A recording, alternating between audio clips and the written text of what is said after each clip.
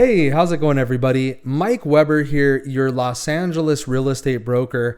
And today I want to talk to you guys about something called the rental trap. And there's different things I've heard of over time, different articles I've read that talk about the rental trap. But I'm just going to share with you guys a little bit about what I think the rental trap is for people that I've seen in my career being a real estate broker.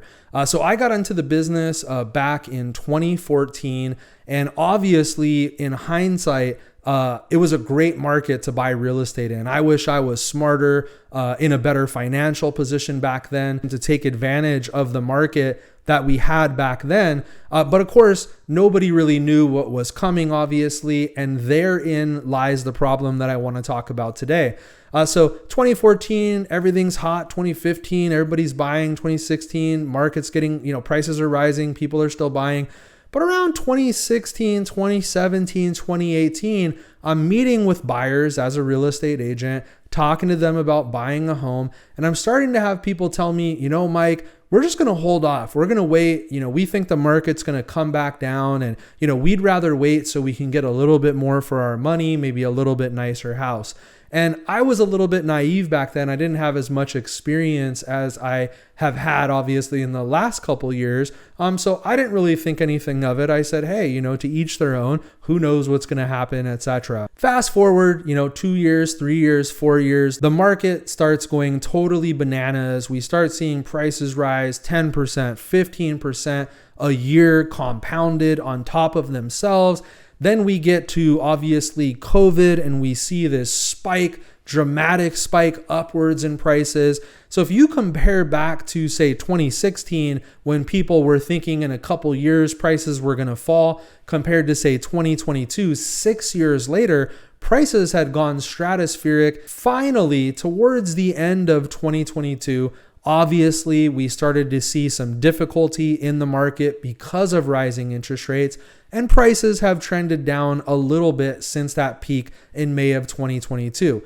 Here's the thing. The buyers that have been waiting to buy back in 2016, 2017, 2018, 2019, all the way through today, have actually not had anything close to a better opportunity to have bought a property than they did when I first talked to them that first time, whenever that was. So not only have prices gone totally crazy, but now in addition, interest rates are substantially higher as well. So even though prices have come down a little since the peak last year, we still have to pay a whole lot more for the same real estate that we could have bought cheaper a couple years ago or 4 or 5 years ago, etc. The unfortunate thing that I've seen in my short career in real estate, 9 years, is many people that actually could have got something rather decent for themselves at the time that definitely would have served their needs. And unfortunately, because they chose not to take action, now in today's market, they can't really afford anything. In most cases, they can't even afford something that would really serve their minimum needs as a family. And this is a very unfortunate turn of events. The people that did buy have a lot of equity now that they can use to cash out, reinvest in another property, move somewhere else that's less expensive and put that towards a cheaper house, all kinds of options. They have an asset in terms of a mortgage financed at a rate about half of the current market rate for, the balance of the time that they own the property. They're already 5-6 years into paying that property off and building equity through debt pay down plus the appreciation. So they're on their way to building long-term housing security and generational wealth for them and their families, where the people that waited and hoped for a better opportunity may be priced out of the market forever now with the high prices and the higher interest rates.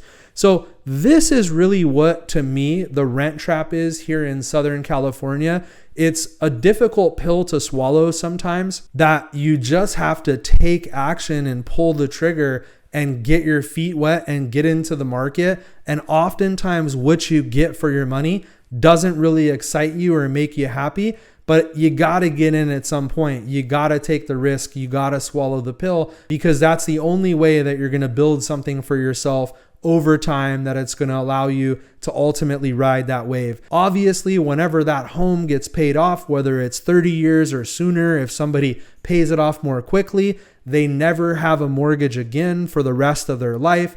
They get to enjoy fixed payments throughout the entire time they live in that property, where the people that decided to rent have experienced continued rent increases over that same period of time. And that is going to continue to be more and more difficult for those people as it continues to eat up more and more of their extra income from what they do. And imagine what this is going to look like with the inflation we're having in 10 years, in 20 years.